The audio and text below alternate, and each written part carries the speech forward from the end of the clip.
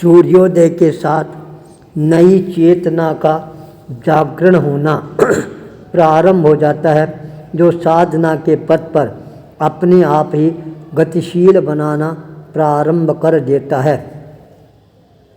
कलम जब हाथ में आती है तब वह नए नए अनुभवों को अपने आप ही लिखना प्रारंभ कर देती है, धरती पर कागज पर उतारना प्रारंभ कर देती है।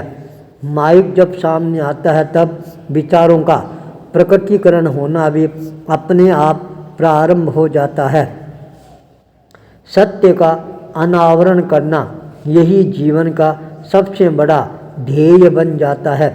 चरण अपने आप ही साधना पथ की ओर गतिशील बनने प्रारंभ हो जाते हैं। जब जीवन में साधना का अवतरण होना प्रारंभ होता है तब अपने आप ही मन में एक नया रोमांच का भाव है, वह भी पैदा होना प्रारंभ हो जाता है। साधना हमारे जीवन को सार्थकता प्रदान करने वाली बन जाती है। अपने आप ही भीतर की आँख का प्रकटीकरण होना प्रारंभ हो जाता है। बाहर की दुनिया से एक तरह से रिश्ता नाता है वह टूटना प्रारंभ हो जाता है। भीतर की दुनिया के साथ अपने आप ही नए संबंध है, अनुबंध है स्थापित होने प्रारंभ हो जाते हैं। अंतर्दृष्टि प्रकट होने के पश्चात बाह्य दृष्टि की जितनी जरूरत होनी चाहिए उतनी नहीं रहती है। केवल यह एक साधक के रूप में सहयोग करने वाली बन जाती है। साधना का प्रकटीकरण अंतर की दृष्टि जागरण होने के साथ अपने आप ही होना प्रारंभ हो जाती है।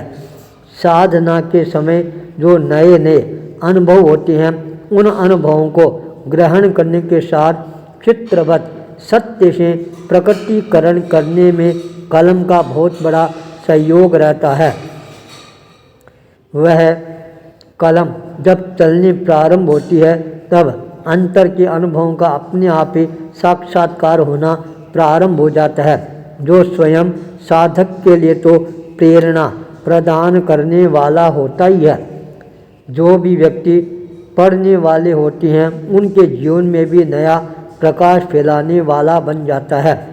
विनम्रता के साथ जुड़े हुए हाथ हमारे को सरलता के साथ साधना के पथ पर आगे बढ़ाने के लिए प्रेरणा प्रदान करने वाले बन जाते हैं। गंगापुर की धरती पर इन्हीं सारे रोमांचकारी दृश्यों के साथ जब यात्रा प्रारंभ होती है उस समय मन में कल्पना भी नहीं थी आज जो मैं गंगापुर की धरती पर साधना के बीजारोपण कर रहा हूँ और वह बीज आगे जाकर अंकुरित बनेंगे, प्रस्फुटित बनेंगे, फलदार बनेंगे, जीवन को एक नई दिशा प्रदान करने वाले बनेंगे। साथ में भयंकर वट वृक्ष का रूप भी धारण कर लेगा। जब अनुकूल योग मिलने प्रारंभ हो जाते हैं तब अपने आप ही भीतर एक नई स्फुरना का होना प्रारंभ हो जाता है। बीज को यदि हमने वपन किया है मिट्टी का, खाद का, पानी का, बरसात का, हवा का योग मिल गया है तो वह एक दिन अवश्य ही फलदार वृक्ष के रूप में सामने आना प्रारंभ हो जाता है।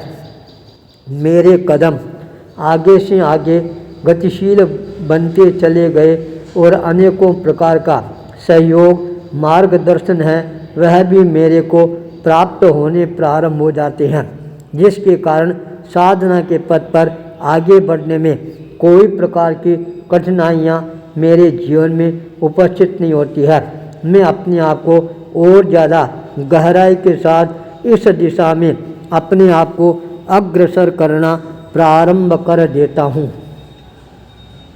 लुधियाना का अंतिम चातुर्मास मेरे जीवन के लिए और भी ज़्यादा यादगार बन जाता है जब मेरे जीवन में वह क्षण आता है मैं अपने कदमों को साधना के पथ पर अग्रसर करने के लिए संपूर्ण रूप से अपने आप को तैयार करना प्रारंभ कर लेता हूँ।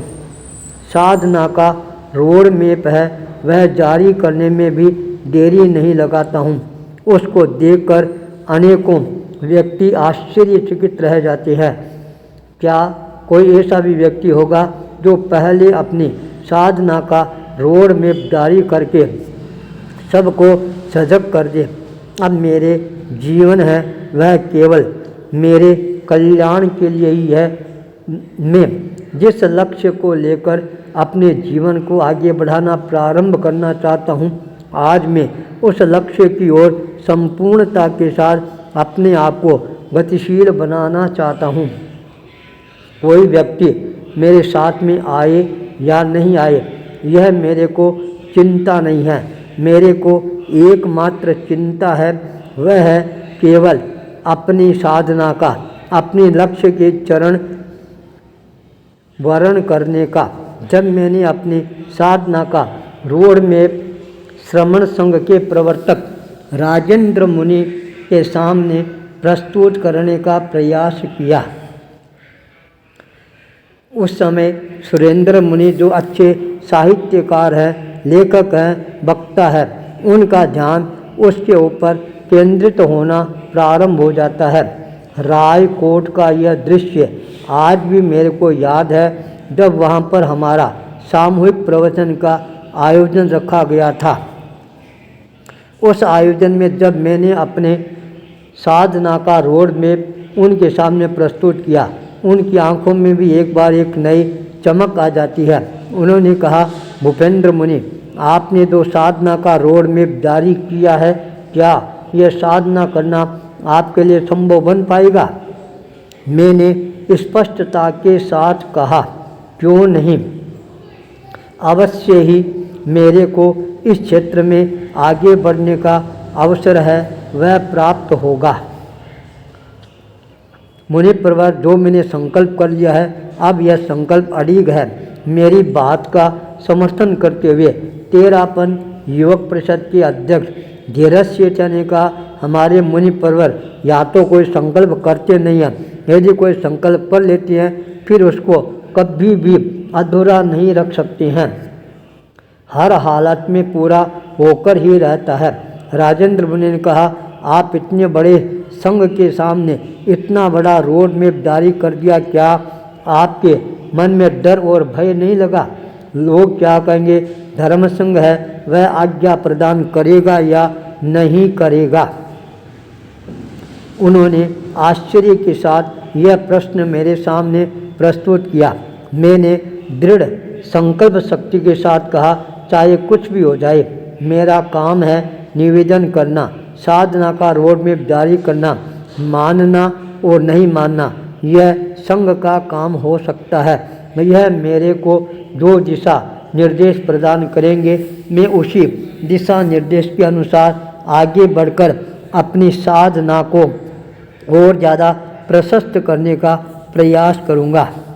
कोई प्रकार की कमी भी नहीं रखूँगा। यदि उन्होंने इस मामले में कोई रुचि नहीं दिखाई तो मेरे अंतःकरण में उठने वाली जो ध्वनि होगी वही मेरी साधना के लिए सबसे बड़ी एक चुनौती होगी। उस अंतर्ध्वनि को सुनकर अपने आप को कभी भी रोकने का प्रयास नहीं करूँगा, न झुकने का प्रयास करूँगा और न ही रुकने का प्रयास करूँगा, न ही बुझने का प्रयास करूँगा। चलने वाला कदम है, वो उसको रोकने वाले इस दुनिया में कोई भी व्यक्ति आपको नहीं मिलेगा। आपकी साधना यह अवश्य ही आगे जाकर आपके जीवन को सफलता का नव सृजन करवाएगी। ये मंगल कामना आपके प्रति अवश्य ही करते हैं। उन संतों के द्वारा जो की गई मंगल कामना वह आगे जाकर मेरे जीवन में यथार्थ रूप में चरितार्थ हो जाएगी, ये मैंने सपने में भी नहीं सोचा था। 27 जनवरी का दिन आता है। बीकानेर जिले के श्री डूंगरगढ़ कस्बे के अंदर मैंने अपने चरणों को साधना के पथ पर गतिशील बनाने के लिए कटिबद्ध रूप से तैयार करना प्रारंभ कर दिया था। परिणाम ये आया, मैं और ज़्यादा तेज़ी के साथ अपने कदमों को आगे बढ़ाना प्रारंभ कर देता हूँ। मेवाड़ की धरा पर मेरे चरण आकर अवस्थित होते हैं। यहीं पर मैं अपने आप को साधना की ओर अग्रसर करना प्रारंभ कर देता हूँ। मेरे अंतःकरण में एक ही ध्वनि गुंजायमान बनी रहती है, साधना साधना साधना। आचार्य भूपेंद्र।